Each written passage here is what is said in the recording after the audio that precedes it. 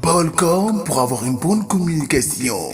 Balcom, bienvenue chez vous. salaamaaleykum Sénégal salaamaaleykum West Africa salaamaaleykum waa Njaareem ñu ngi leen di nuyu bu baax a baax di am contentement toogaat ak yéen fii ci seen bu mag bi ñuy wax Baolcom man la kàggu booy bu gàtt bi l'original Baol tey nag ma ñëw di waxtaan ak yéen ci waa Njaareem parce que gis nañ récemment ci côté politique ñi di démissionné passé jëm ci président Diomaye dëkk bi jaxasoo ci côté politique mais alhamdulilah ñun Diourbel am nañ ci benn directeur boo xamante ni moom mooy Baye Mayoro Diop remplacé ki nga xam ne moom moo di Aliou Sène fële ca Crous bu Bambey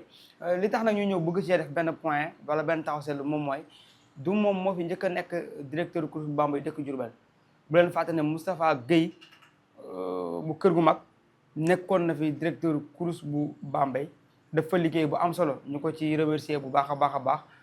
di ko ci sant bu baax parce que gis nañ ne bi mu nekkee directeur Crous bu Bambey je pense que ci la Diourbel lu waay wax yu bëree xam ne directeur Crous bu Bambey réellement existé na réellement day créer li nga xam ne moom moo di emploi des jeunes parce que Moustapha Guèye moo jël jeunes yu Diourbel yu bëree embauché leen fa muy lu am solo jugee na fa jeunes yooyu ba léegi ñu nga fa di liggéey gérer seen njaboot gérer seen famille aussi lépp lu ñu mën a jàppe si Diourbel ñu koy def tey nag ñu falaat keneen ku bees koo xam ne Diourbel la dëkk encore dëkk biir kër gu mag bokk ak Moustapha Guèye fu ñu dëkk musuma lekk 1 franc Moustapha Guèye musuma lekk 1 franc Baye Mayoro mii may wax tamitam ci moom mais juste que li ëpp importance moom mooy gis naa ne man suma ay xarit wala sama ay soppe wala sama ay xame yoo xam ne ñoo bokk même dëkk bi nekkandoo ci même génération gis naa ne Moustapha Guèye ambassadeur ci ñu bëri yóbbu leen Crous ba mën a soutenir seen ay famille ci lancé boobu nag la ñuy woo Baye Mayoro Diop à ce que liggéey bi nga xamante ne liggéey bu rafet la woon te Moustapha Guèye def ko fi fële ca Crous bu Bambey mu def liggéey bu ko gën a rafet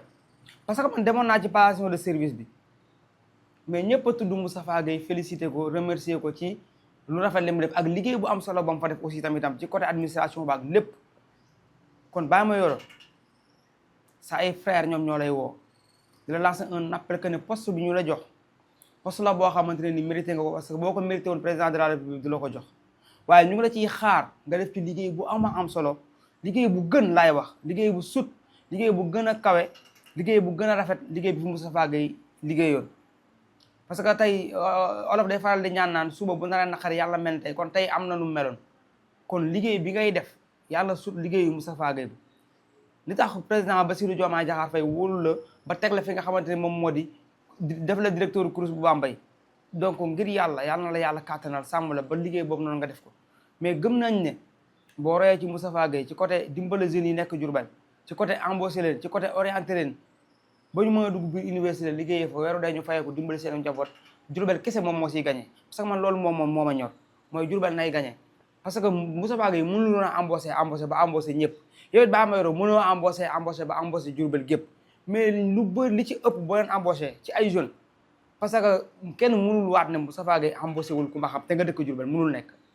kon ñu ngi lay woo ci lancé boobu noonu embauchement yi lu muy gën a bëri ci ndaw Diourbel yi bëgg nañ embauchement yi lu muy gën a bëri ci ñi nga xamante ne ñoo nekk Diourbel bëgg nañ parce que développement wu Diourbel rek lay ñor parce que bépp ndaw bu nekk foofu ñu embauché la ngay liggéey di am sa salaire bu normal yàlla mën laa dimbale nga am soxna tabax sa kër jënd sa oto te loolu développement wu Diourbel lay yokk rek te ñun développement wu Diourbel daf ñu ñor kon donc ñu ngi lay ñaanal bu baax a baax yàlla kàttanal la ba nga def fa liggéey bu raw bi fa Moustapha Guèye def Baye Mayoro jeunesse su Diourbel bi yëpp a ngi nii te xam nañ ne emploi manqué na kon ñu ngi lay woo ci lancé boobu nga dimbale bépp jeune boo mën a dimbale te yàlla rek a tax jërë ngeen jëf.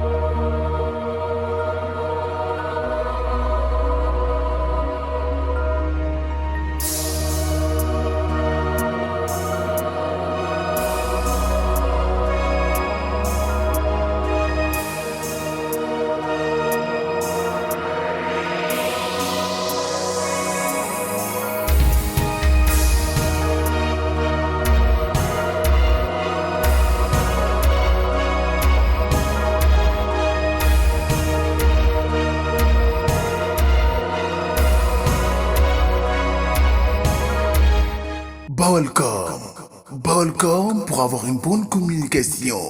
Balcom, bienvenue chez vous.